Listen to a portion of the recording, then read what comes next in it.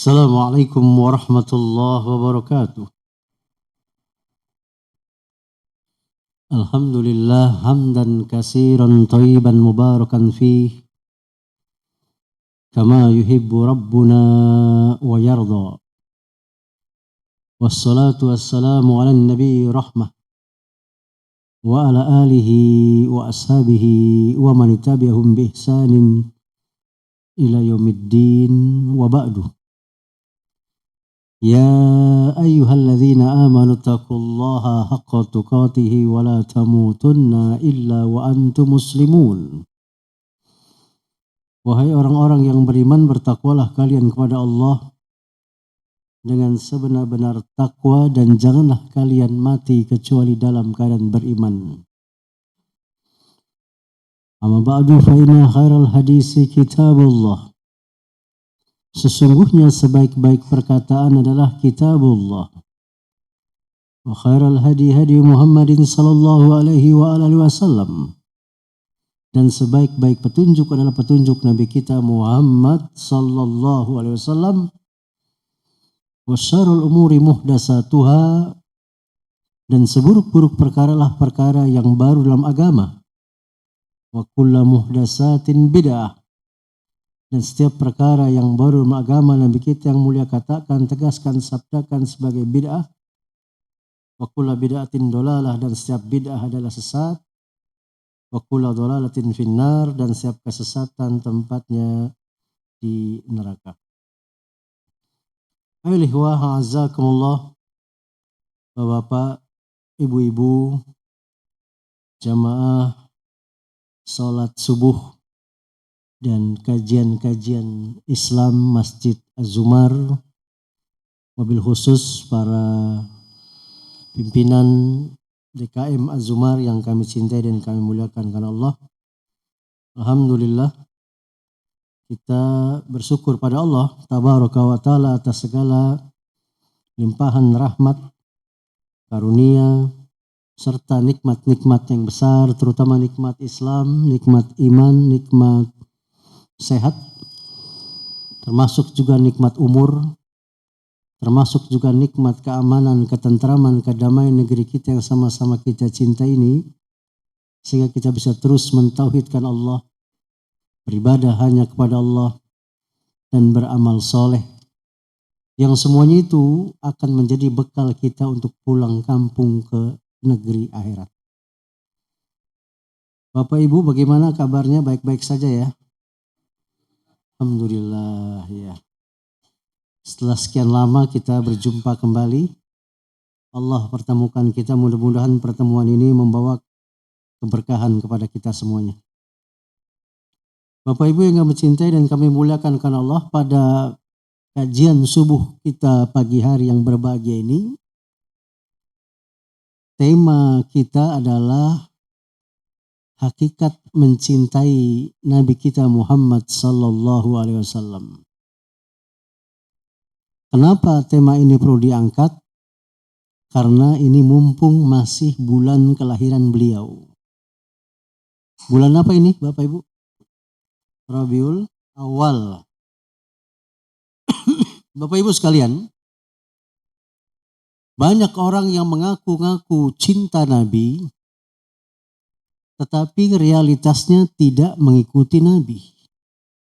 Baik akidah beliau, ibadah beliau, akhlak beliau, muamalah beliau, dari beliau bangun tidur sampai tidur kembali. Bahkan mengaku cinta Nabi, tapi justru membenci sunnah beliau. Ya, ada saudaranya yang pakai memelihara jenggot, dia olok-olok, padahal Nabi yang perintahkan. Ada ibu-ibu yang menutup aurat, ya, lalu dicela dengan celaan-celaan yang menghinakan. Nauzubillah.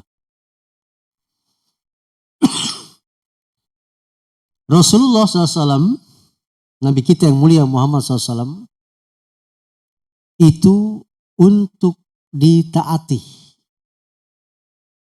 untuk ditauladani, untuk dicontoh. bukan untuk diibadahi. Yang kita ibadahi siapa Bapak Ibu? Allah Subhanahu wa Ta'ala. Dan Allah Subhanahu wa Ta'ala menciptakan kita dan seluruh alam semesta. Apakah itu malaikat, jin, hewan, tumbuh-tumbuhan. Wa ma khalaqtul jinna wal insa illa liya'budun.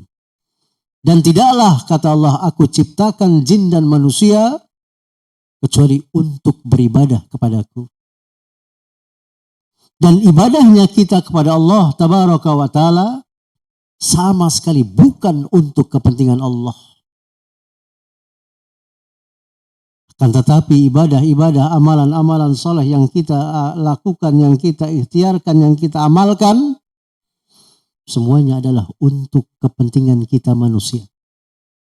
Sampai-sampai para ulama Ahlus Sunnah wal Jamaah menegaskan, seandainya manusia di bumi ini tidak ada satupun yang beribadah kepada Allah, tidak ada yang mau ruku sujud kepada Allah, semuanya durhaka pada orang tuanya, semuanya menyembah selain Allah.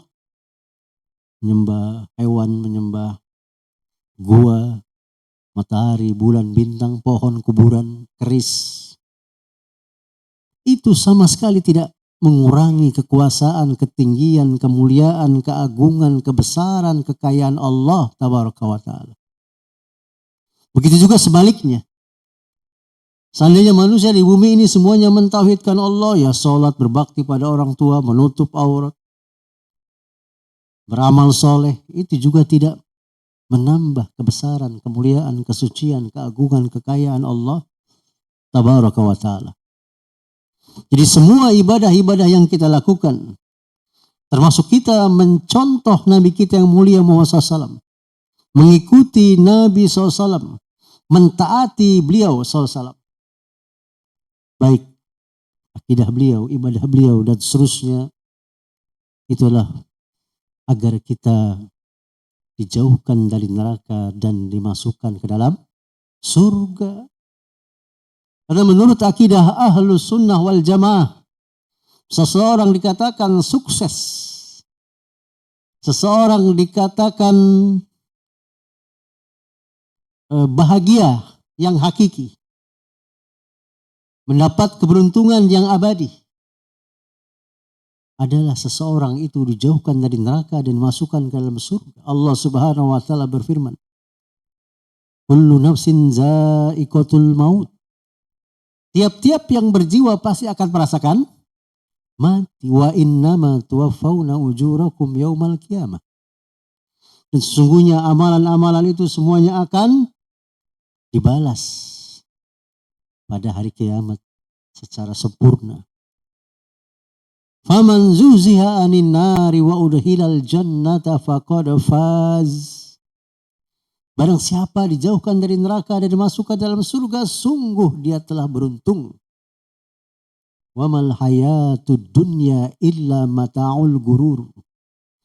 Dan sesungguhnya kehidupan dunia adalah kesenangan yang menipu, Bapak Ibu sekalian.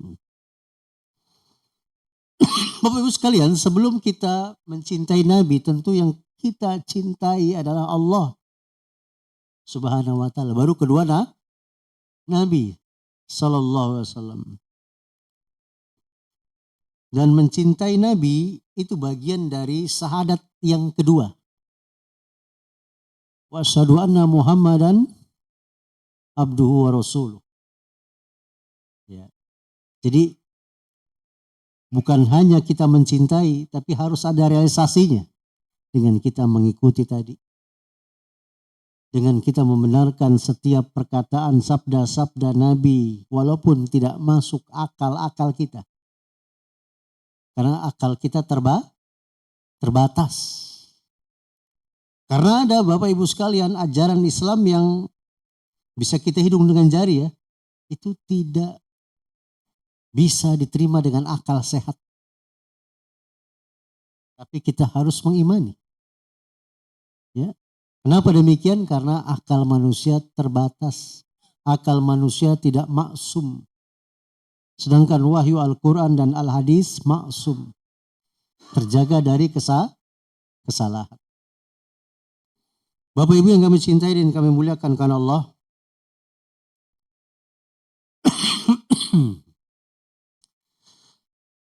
dalam sebuah hadis diriwayatkan oleh Imam Bukhari nomor hadis 25, Nabi kita yang mulia Muhammad SAW pernah bersabda, "Umirtu an uqatilan nasa hatta yashhadu an la ilaha illallah wa anna Muhammadan Rasulullah wa yuqimus shalah wa yu'tuz zakah fa iza fa'alu zalika asamu minni dima'ahum wa amwalahum illa bihaqqil Islam wa hisabuhum ala Allah." Nabi SAW bersabda yang artinya, aku diperintahkan untuk memerangi manusia sampai mereka bersaksi bahwa tidak ada ilah yang berhak diibadahi dengan benar selain Allah, dan bahwasanya Muhammad adalah utusan Allah, serta menegakkan sholat, menunaikan zakat. Jika mereka melakukan hal tersebut, maka terjaga dariku darah dan harta mereka, kecuali dengan hak Islam, dan hisab mereka ada pada Allah. Hadis sahih riwayat Imam Bukhari. Para ulama mengatakan begitu agung dan mulianya kedudukan Rasulullah SAW, hingga Allah Subhanahu wa Ta'ala mewajibkan kepada para hambanya untuk memenuhi hak-hak beliau dan melaksanakan kewajiban atas beliau SAW. Di antaranya adalah mengagungkan dan mencintai Rasulullah SAW, melebihi kecintaan kepada manusia selain beliau, bahkan melebihi kecintaan kepada diri hamba itu sendiri. Wajib bagi setiap hamba mencintai Allah Ta'ala, dan ini merupakan bentuk ibadah yang paling agung. Allah Subhanahu wa Ta'ala berfirman dalam surat Al-Baqarah ayat 165. Walladzina amanu asyaddu hubbal lillah. Dan orang-orang yang beriman sangat besar cintanya kepada siapa? Allah. Jadi cinta kita pertama itu adalah kepada Allah. Wajib juga bagi setiap hamba untuk mencintai Rasulullah SAW. Sebagaimana sabda Rasulullah SAW, la yu'minu ahadukum hatta akuna ahabba ilaihi min walidihi wa waladihi wan nasi ajma'in. Tidaklah sempurna imannya salah seorang di antara kalian hingga aku lebih dicintainya melebihi kecintanya kepada orang tuanya, anaknya, dan seluruh manusia. Hadis sahih riwayat Imam Bukhari dan Imam Muslim. Para ulama juga mengatakan mencintai Rasulullah SAW hukumnya wajib, bahkan termasuk kewajiban terbesar dalam agama. Tidak sempurna iman seorang hamba melainkan apabila ia telah mencintai Rasulullah dengan benar, dan cinta kepada Rasulullah merupakan cabang iman termasuk kecintaan kepada Allah Subhanahu wa Ta'ala. Bapak Ibu sekalian, kita umat Nabi Muhammad SAW wajib hukumnya mengikuti, mentaati Nabi. Bahkan siapa saja yang mengaku-ngaku cinta Allah, itu tidak bisa tidak kecuali harus mengikuti Rasulullah SAW. Dan ini ayat sering disampaikan oleh Al-Hafiz Al-Imam Ibnu Katsir dalam tafsirnya, ketika menafsirkan surat Ali Imran surat ketiga ayat 31. Allah Subhanahu wa Ta'ala berfirman, "Qul in kuntum tuhibbunallah fattabi'uni yuhibbukumullah wa yaghfir lakum dzunubakum wallahu ghafurur rahim." Katakanlah hai Muhammad, Nabi SAW diperintah Allah Subhanahu wa Ta'ala untuk mengatakan hal ini kepada para sahabat dan berlaku kepada kaum muslimin sampai hari kiamat. Apa yang Nabi katakan, harus Nabi katakan, jika mereka benar-benar cinta Allah, fattabi'uni, maka ikutilah aku Rasulullah. yuhibbukumullah, niscaya Allah akan mencintai kamu. Wa yaghfir lakum dzunubakum wallahu ghafurur rahim. Allah akan mengampuni dosa-dosa kamu. Sungguhnya Allah Maha Pengampun lagi Maha Penyayang. Maka para ulama sampai-sampai menegaskan adalah sebuah kebohongan, sebuah omong kosong. Kalau ada di antara kita yang mengaku-ngaku cinta Allah tapi tidak mengikuti akidahnya Rasulullah, tidak mengikuti ibadahnya Rasulullah, tidak mengikuti akhlaknya Rasulullah, tidak mengikuti muamalahnya Rasulullah, tidak mengikuti bagaimana Rasulullah berhari raya. Malah kita membuat hari raya yang baru. Tidak mengikuti bagaimana bersolawat, berdoa, berzikir yang sesuai dengan contoh Rasulullah SAW. Sebab Bapak Ibu sekalian, kalau kita beribadah, apakah itu bentuknya sholat, bentuknya puasa, zikir, doa, perayaan-perayaan, dan seterusnya itu yang tidak dicontoh Rasulullah SAW dan para sahabat, maka dia tertolak. Nabi kita yang mulia Muhammad SAW 15 abad yang lampau bersabda, man amila amalan laisa alaihi amruna fahuwa raddun. Ini lafaz milik Imam Muslim. Barang siapa yang beramal ibadah yang tidak ada perintah dari kami, Allah dan Rasulnya, Rasul dan para sahabatnya, fahuwa raddun, maka dia tertolak. Dalam lafaz milik Imam Bukhari, man ahdasa fi amrina hadza ma laysa minhu fahuwa raddun. Barang siapa yang beribadah, beramal soleh yang tidak ada keterangan contoh dari kami, maka dia tertolak. Oleh karenanya Bapak Ibu, jangan sampai kita beribadah, sholat, puasa, zikir, sholawat, melakukan perayaan-perayaan yang ternyata tidak pernah dicontohkan oleh Rasul dan para sahabat, akhirnya kita mendapatkan kesia-siaan belaka. Oleh karenanya, siapa saja yang mengikuti Rasul itu sama saja mengikuti Allah. Perhatikan, mengikuti Nabi kita Muhammad SAW, baik akidah beliau, keimanan beliau, tauhid beliau, ibadah, akhlak, muamalah beliau. Kita ikuti Nabi, kita ikuti Rasul, itu sama saja kita mengikuti Allah Tabaraka wa Ta'ala.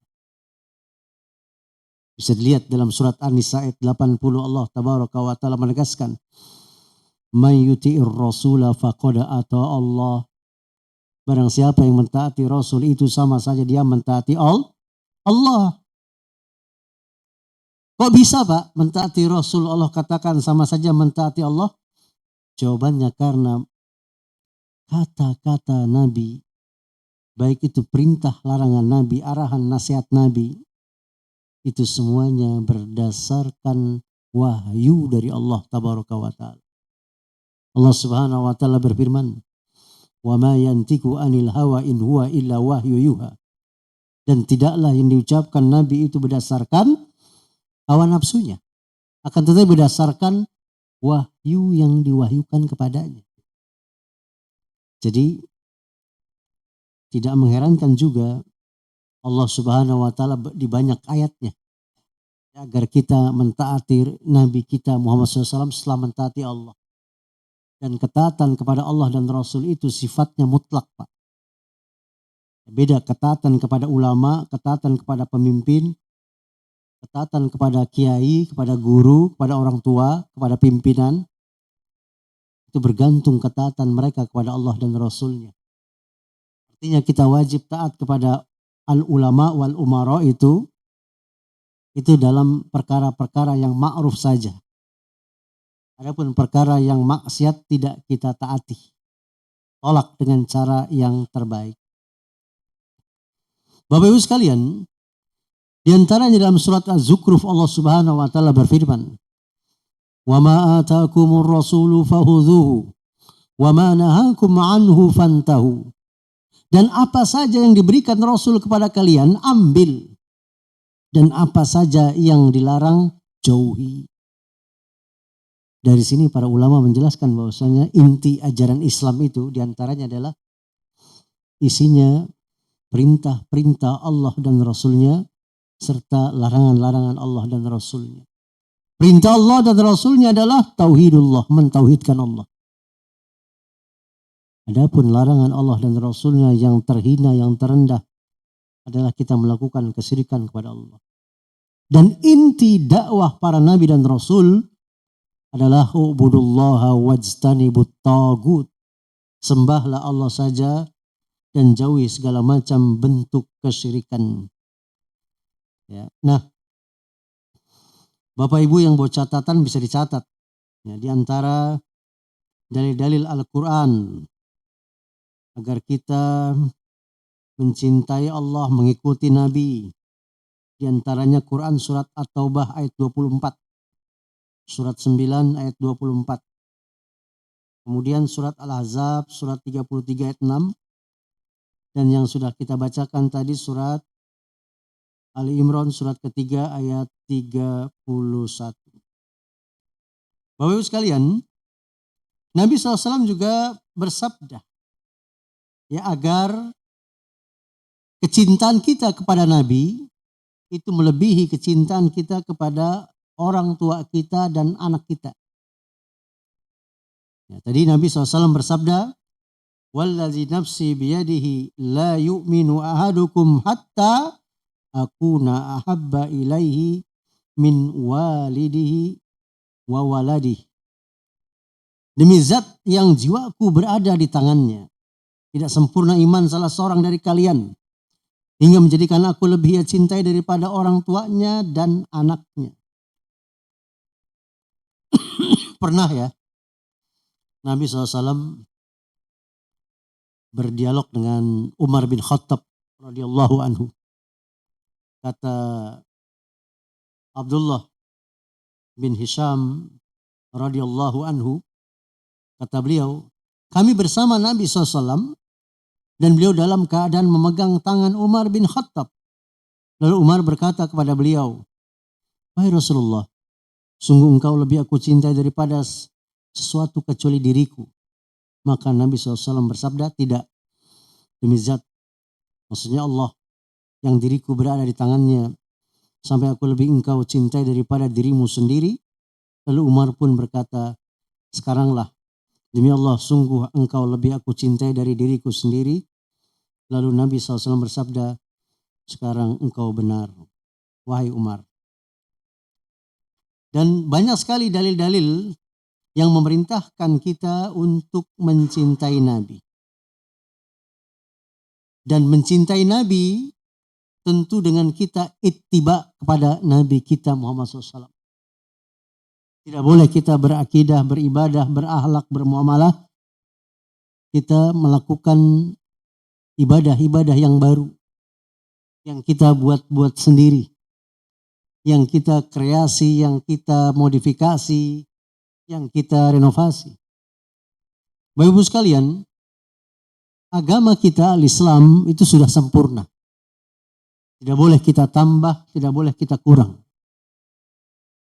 Sederhananya, bahasa mudahnya ya, kita tinggal copy paste. Mencontoh Nabi SAW, para sahabat. Sebab Islam sudah sempurna.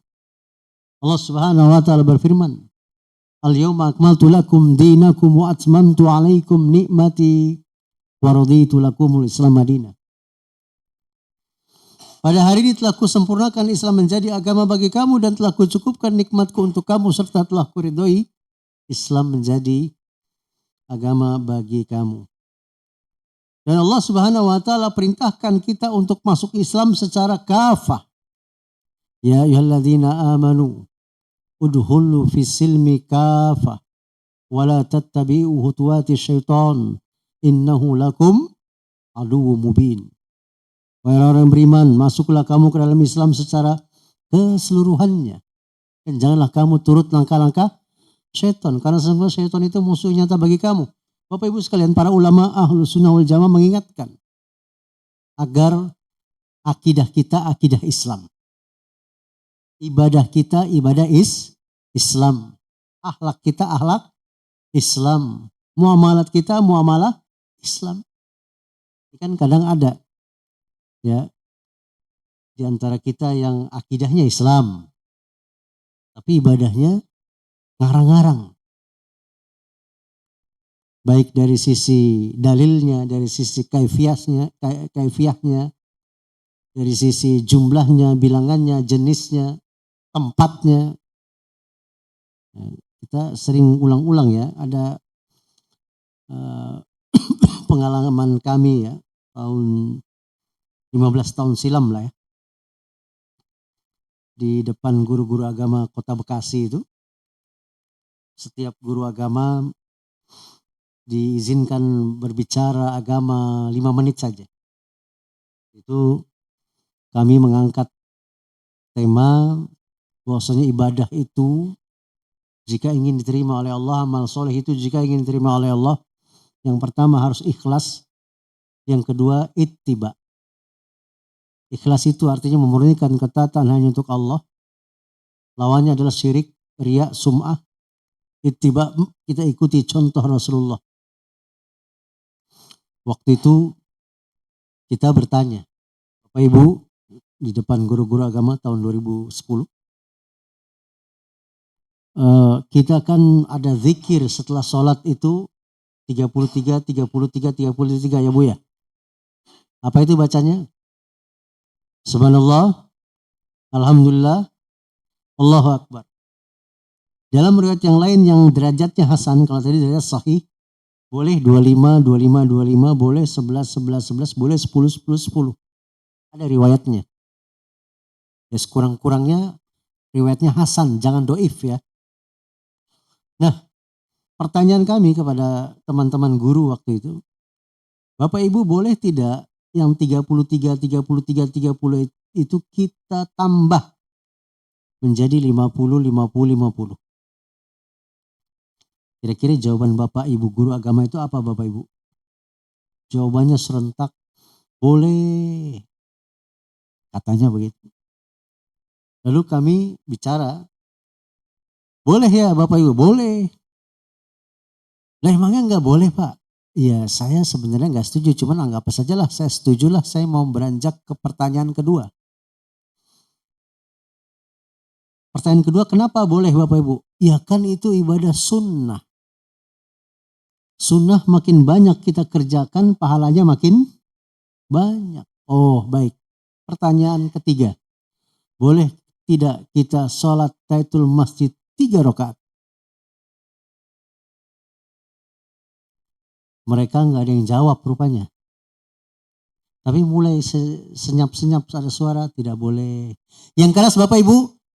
Tidak boleh. Kurang keras? Tidak boleh. Loh kok tidak boleh? Kan itu sunnah. Makin banyak kita kerjakan jumlahnya, pahalanya makin banyak. Akhirnya kita yang hadir paham ya. Bahwasanya ibadah mau wajib mau sunnah harus sesuai dengan contoh Rasulullah SAW.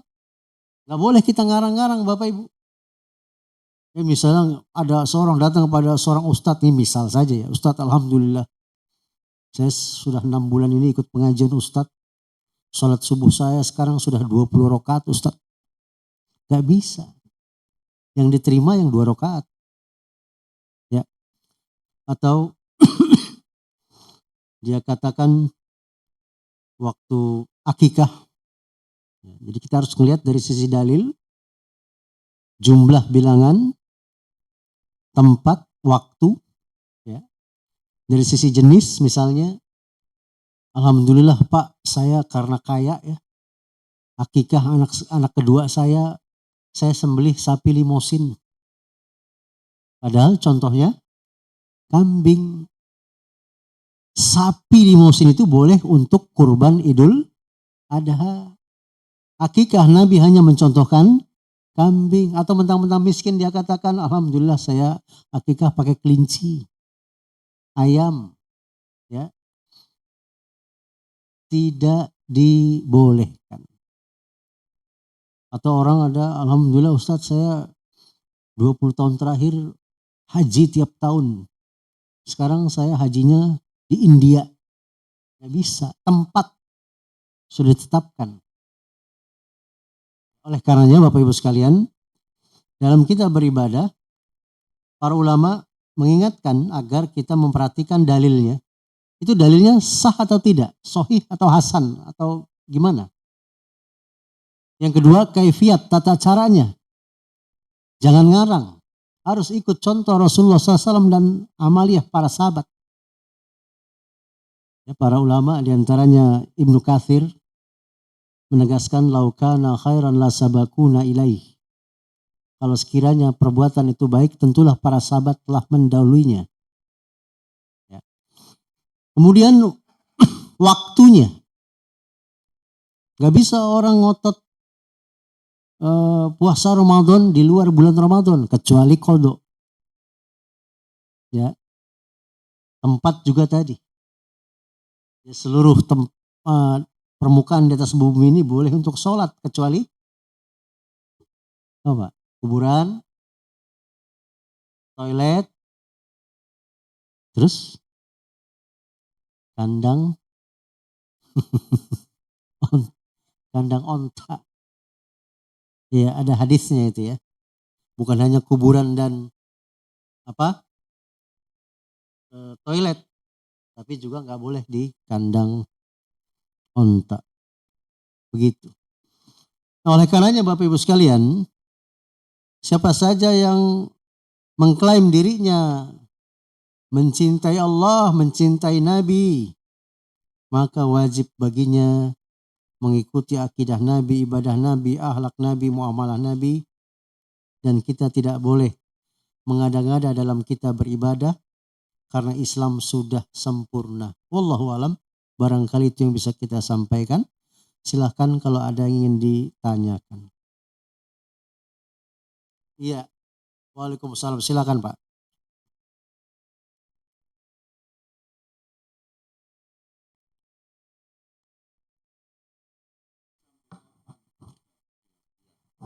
Yang kedua Pak Ustadz, kalau seorang ulama besar menyatakan semua agama itu sama, apakah saya bisa bilang dia musyrik atau munafik? Akibatnya Pak Ustadz sekarang ini, dulu saya bangga Pak Ustadz, tiap 17 Ramadan di Istana Negara, lambang negara saya, ada nuzul Quran. Ya. 12 Rabiul Awal ada Maulud Nabi. Sekarang akibat perkataan dia, semua agama itu sama, hanya di masjid Pak Ustadz. Tolong Pak Ustadz.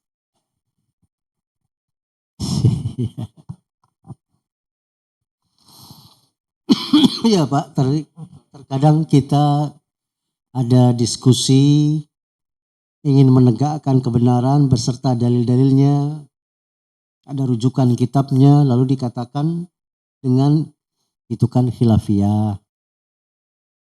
Boleh kita pilih yang mana saja, kan begitu ya Pak? Nah, sehingga terkadang satu sisi kebenaran itu tidak tegak. Khilafiyah itu Pak ada dua bentuk. Ada yang tidak bisa ditoleransi. Ini menyangkut pokok-pokok agama, usuluddin. Ada yang memang bisa ditoleransi. Yang tidak bisa toleransi tadi. Ini menyangkut pertanyaan kedua. Allah telah menegaskan dalam surat Ali Imran ayat 19. Inna dina indallahil Islam. Sesungguhnya agama yang diterima di sisi Allah hanyalah Islam. Ali Imran 19 ayat 85-nya masih Ali Imran. Wa may yabtaghi ghairal Islam dina fala yuqbala min wa huwa fil akhirati minal khasirin. Dan barang siapa yang mencari agama selain agama Islam, sungguh sekali-kali agama itu tidak akan diterima oleh Allah dan dia di akhirat termasuk orang-orang yang sangat-sangat rugi. Itu khilafiyah yang tidak ada toleransi. Dikatakan tidak ada toleransi bukan berarti kita bersikap kasar kepada non-muslim, tidak. Kalau kita bersikap kasar kepada non-muslim, mereka menjauh dari Islam. Ya, padahal kita mengharapkan dia masuk ke dalam Islam. Nah, terus kayak contoh, yaitu kenapa Profesor Buya Hamka mundur dari MUI di tahun wafatnya beliau 1981. Itu diantaranya beliau tidak mau mencabut fatwa apa Pak? Ya, Natal bersama dan mengucapkan selamat Natal. Bisa dilihat itu ya. Itu termasuk ya yang tidak ada toleransi karena menyangkut akidah. Ya. Nah, ada khilafiyah yang ditoleransi. Karena masing-masing ada dalilnya, yang satu sahih atau hasan, atau memang ada 2 cara, 3 cara yang Nabi contohkan. Sebagai contoh, Nabi SAW waktu jadi imam sholat, itu terkadang mengeraskan bismillah itu, terkadang mensirkan, bukan gak baca. Karena ada orang-orang yang kurang literasi ya. Saya gak mau sholat di Mekah Madinah. Imamnya saya sudah itu gak baca bismillah. Padahal baca. Bahkan waktu saya sudah datang ke Istiqlal, dikeraskan bacaan bismillahnya Pak. Hanya saja para ulama menyimpulkan, dikumpulkan riwayat-riwayat tentang membaca bismillah di awal sholat itu, Nabi memang lebih sering mensirkan daripada menjaharkan. Tapi intinya dua-duanya sunnah. Itu khilafiyah yang apa ya, disebut muktabar, yang memang diakui oleh para ulama. Dan memang masing-masing ada dalil. Contoh lagi, menggerak-gerakkan jari telunjuk. Yang kata Nabi dalam hadis Suhail bin Hujr, yuharrikuha. Ya. Jadi menggerak-gerakkan telunjuk itu, setelah dikumpulkan riwayat-riwayatnya, Nabi SAW lebih sering menggerak-gerakkan daripada tidak menggerakkan. Tapi keduanya sunnah. Nabi pernah menggerakkan, pernah juga tidak menggerak-gerakkan. Ya. Contohnya lagi, sholat itu turun sujudnya lutut atau tangan dulu. Kalau kepala dulu susah ya Pak. Lutut atau tangan itu khilafiyah yang muktabar, yang memang diakui oleh para ulama. Waktu i'tidal itu tangannya lurus atau sedekap waktu i'tidal. Itu khilafiyah yang muktabar, yang ditoleransi. Kalau kita punya pendapat ketika i'tidal sedekap itu bid'ah, ya udah sampaikan saja, tapi jangan sampai berantem Pak. Ya, jangan sampai putus hubungan sesama kaum muslimin. Tapi ada yang sebenarnya itu bukan khilafiyah, tapi udah jelas-jelas bid'ah, tapi masih dibilang khilafiyah. Ya, contoh dalam hal ini banyak. Nah, tapi kewajiban kita menyampaikan, tidak memaksa. Karena kita dengan non-muslim saja Pak, boleh gak bergaul bersahabat? Boleh. Apalagi sesama muslim yang ada perbedaan. Harusnya lebih akrab lagi. Ya, wallahu a'lam. Jadi lihat Pak, khilafiyahnya itu yang muktabar atau yang tidak ada toleransi di dalamnya. Kan kalau tidak ada toleransi itu bukan berarti tadi ya Pak. Misalnya perbedaan kita dengan ahli kita, perbedaan kita dengan musyrikin, itu bukan berarti kita musuhan, tidak. Ya, kan ada adab-adab ya, bergaul dengan non muslim. Ya, bahkan Pak, saya mau tanya Pak, boleh gak kita kepada non muslim mengucapkan assalamualaikum? Ya, tidak boleh. Tapi yang jadi pertanyaan adalah non-muslim sering mengucapkan Assalamualaikum. Nah ini perlu kita tegaskan Pak ya. Ada sebagian ustadz menjelaskannya setengah-setengah. Nah, lengkapnya Pak, kalau non-muslim itu mengucapkan salamnya benar,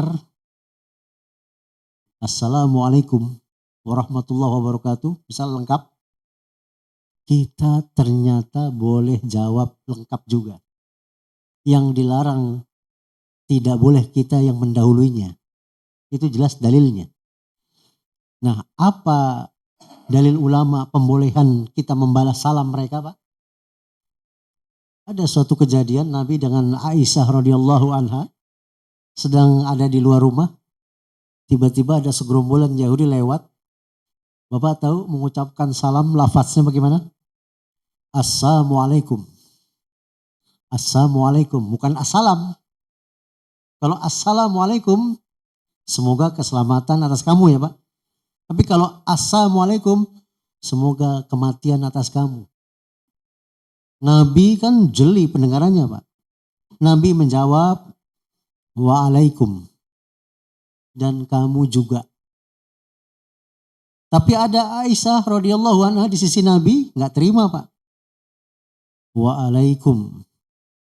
Semoga engkau melaknat, wahai keturunan kera-kera dan babi-babi.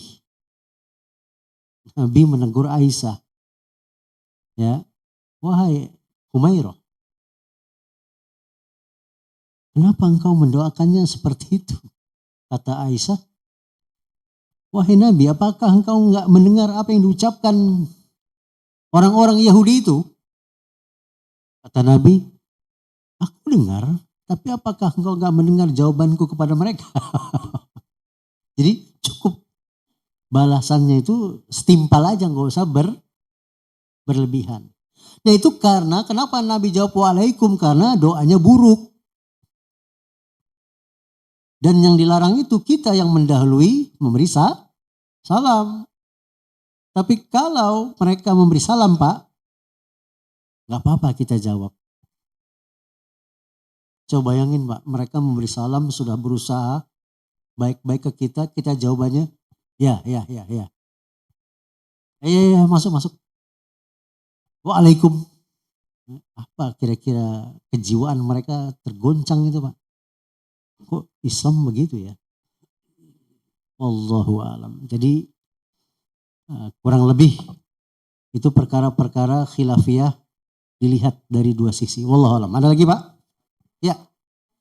Oh, Ibu dulu ya Pak. Ya. Assalamualaikum. Tanpa mic Ibu keras sekali suaranya ya.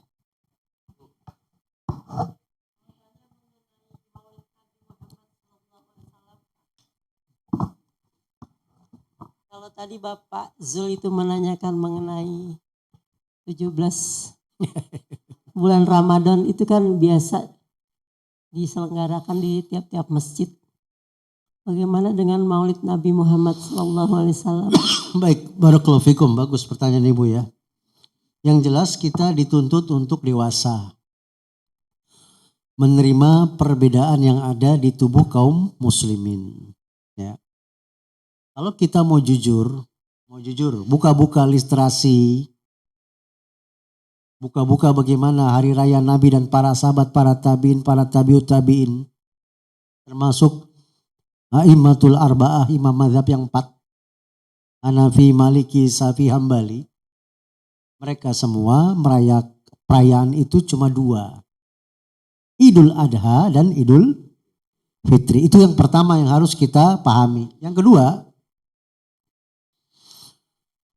Profesor Said Agil Sirat sendiri di acara Maulid Nabi di Istiqlal, videonya masih beredar.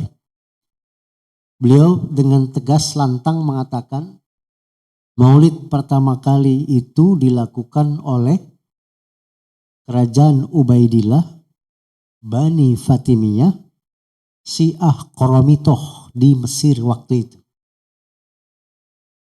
Sampai-sampai kata beliau, nanti saya ngomong gini dikira saya Syiah. Ini ada di dalam kitab Al-Bidayah wa Nihayah Al-Hafiz Ibnu Katsir, kata beliau.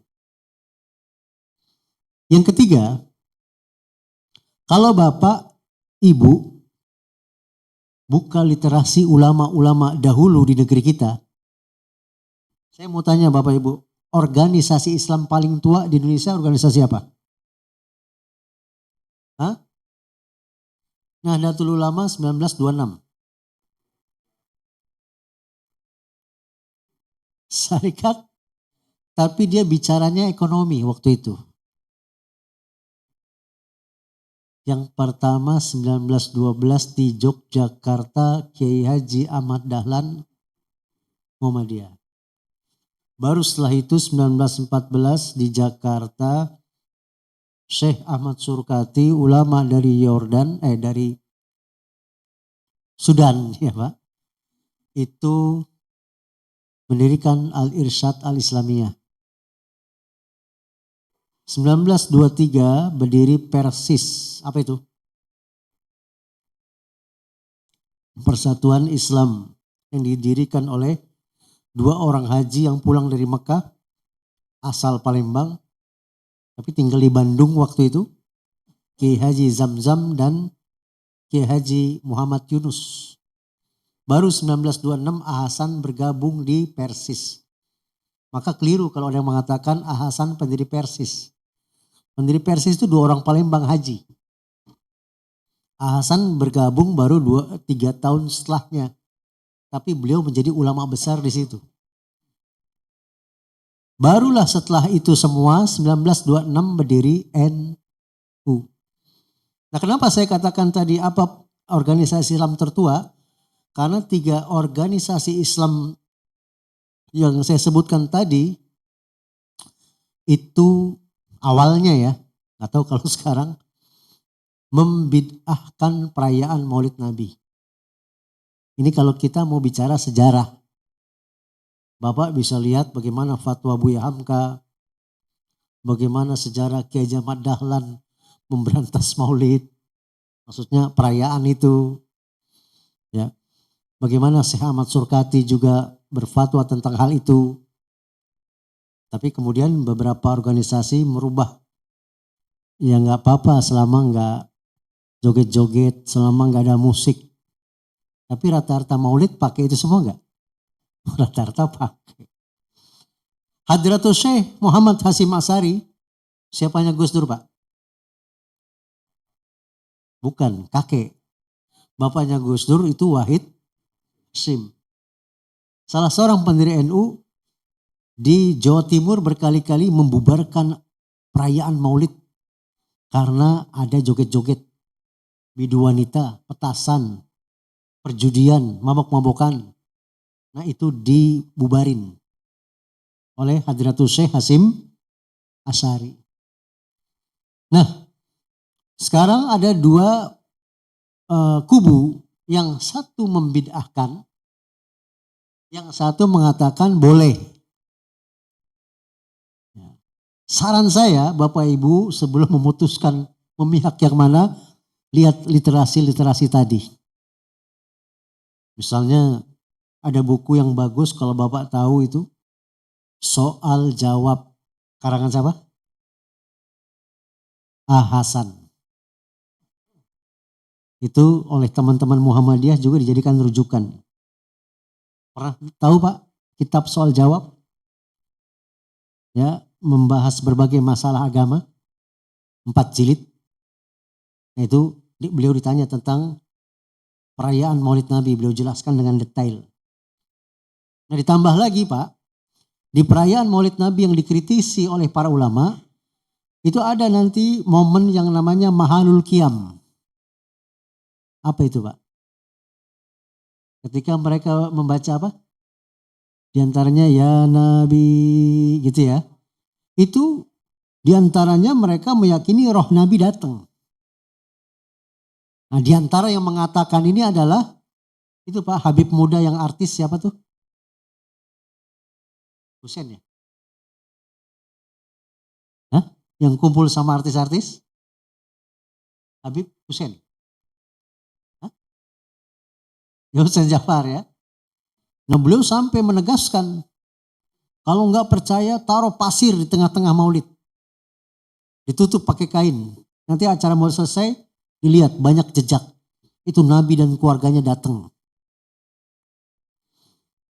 Ini yang disebut oleh Kiai Ahmad Dahlan, Ahasan, Syekh Surkati dengan tahayul khurafat. Tahayul itu khayalan, Pak. Yang nggak ada dibilang ada, yang ada dibilang nggak ada. Khurafat yang nggak masuk akal sehat. Nah, jadi yang penting sikap kedewasaan kita. Kita mau milih pendapat yang bid'ah silakan dengan ilmu. Memilih pendapat yang membolehkan dengan ilmu, Pak, jangan hanya ikutan. Wallahu a'lam. Ada lagi, Pak? Silakan, Pak, tadi. Ya, Assalamualaikum Pak Heru. warahmatullahi wabarakatuh. Assalamualaikum. Ustaz, kita sehari-hari itu pun harus mengikuti sunnah-sunnah Rasul, Ustaz, ya. Salah satunya yang tadi Ustaz bilang bahwa misalnya kita berjenggot, udah gitu celana halus cingkrang dan lain-lain. Itu bisa contohkan Ustaz yang lain, Ustaz. Itu sunnah-sunnah Rasul. Terima kasih. Ada buku bagus, diantaranya panduan amalan setahun, amalan sunnah setahun menurut Al-Quran dan Sunnah. Tebal bukunya. Ada lagi amalan sunnah sehari semalam. Itu ditulis oleh suami istri Ustadz Abu Ihsan Al-Asari dan Ummu Ihsan Al-Asari. Ya, sunnah-sunnah Nabi itu banyak sekali, luas. Dari kita bangun tidur sampai tidur kembali. Dari bangun tidur, kita diperintah apa, Pak? Bangun tidur. Di antaranya menyela-nyela jari jemari dengan air dan menghirup air ke dalam hidung. Itu diantaranya. Itu sunnah Nabi. Bahkan Nabi juga menjelaskan sunnah-sunnah Nabi ketika kita di toilet. Nabi SAW memerintahkan kita sebelum masuk toilet baca apa, Pak? Jangan Allahumma lakasumtu ya, Pak. Hah? Allahumma ini a'udzubika minal khubusi wal khabais. Ya Allah, aku berlindung kepada Engkau dari kejahatan, keburukan, kejelekan setan laki-laki dan setan. Itu sunnah Nabi. Belum masuk toilet sudah dapat 1 pahala. Lalu diperintahkan kita masuk dengan kaki kiri, 2 pahala.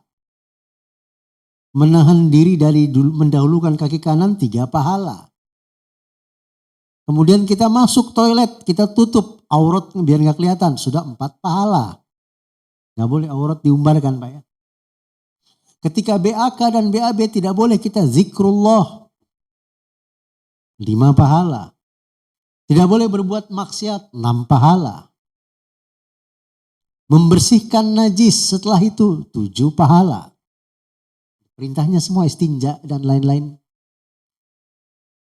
Lalu dia tutup aurat lagi, kemudian dia keluar kamar mandi pakai kaki kanan, lalu membaca sekurang-kurangnya gufronak, itu kurang lebih Pak 12 pahala.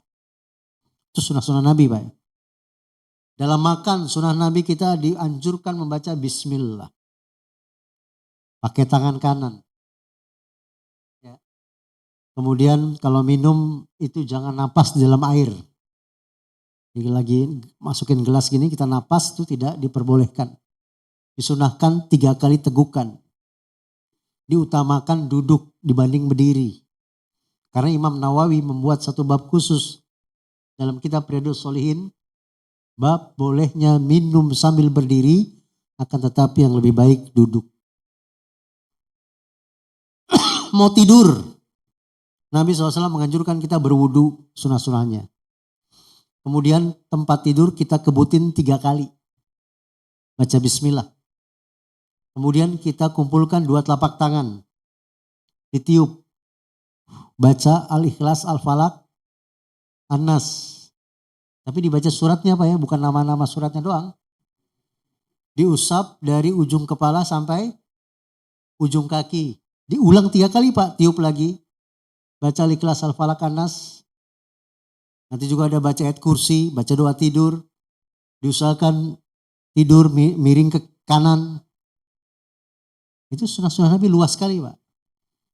Kan kalau kita rata-rata sunnah Nabi itu yang heboh-heboh ya Pak. Sunnah Nabi itu ta'adud.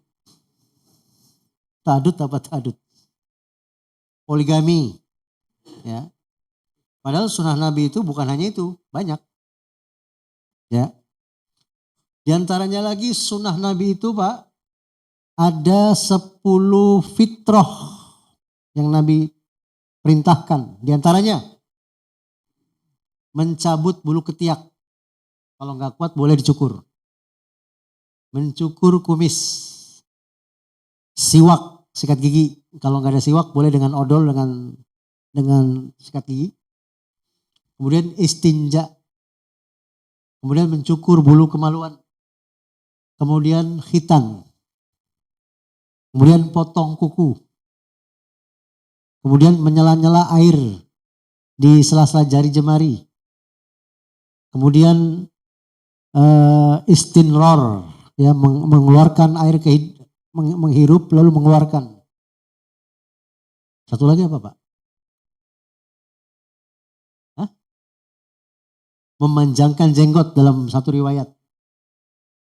Ya itu seperti itu. Dan dari situ Pak, ulama mengkritisi. Itu kan khitan itu ada di hadis tadi ya. Dikritisi begini, kok orang khitan ada pestanya? Kenapa orang potong kuku cebok gak ada pestanya? Karena hadisnya satu paket itu Pak. Ya. Nah, jadi sunnah-sunnah Nabi itu luas, banyak sekali. Belum sunnah-sunnah Nabi dalam berniaga. Belum sunnah-sunnah Nabi dalam berumah tangga, berpakaian, berbisnis, bermuamalah. Ya, banyak sekali. Sunnah-sunnah Nabi dalam kita sholat. Sunnah-sunnah Nabi seputar hukum-hukum masbuk. Sunnah-sunnah Nabi seputar hukum fikih, sholat musafir. Sholat orang sakit. Luas sekali. Nah, jadi perlu ada majelis khusus itu Pak. Habis? Iya. Sedikit Pak ya.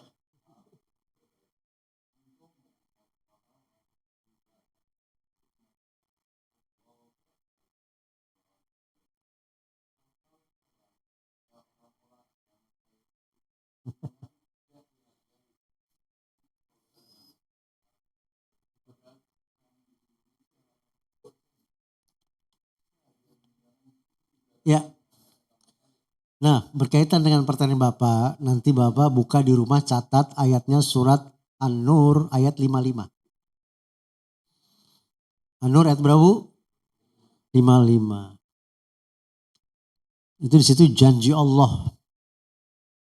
Allah berjanji kepada kaum muslimin yang beriman, benar-benar mentauhidkan Allah. Beramal soleh, jangan berbuat bid'ah. Kemudian mentauhidkan Allah, menjauhi syirik. Itu Pak, kalau kita jaga itu, dari mulai keluarga, tetangga, masyarakat, ya, Allah akan anugerahkan kekuasaan untuk umat Islam. An-Nur ayat berapa? 55.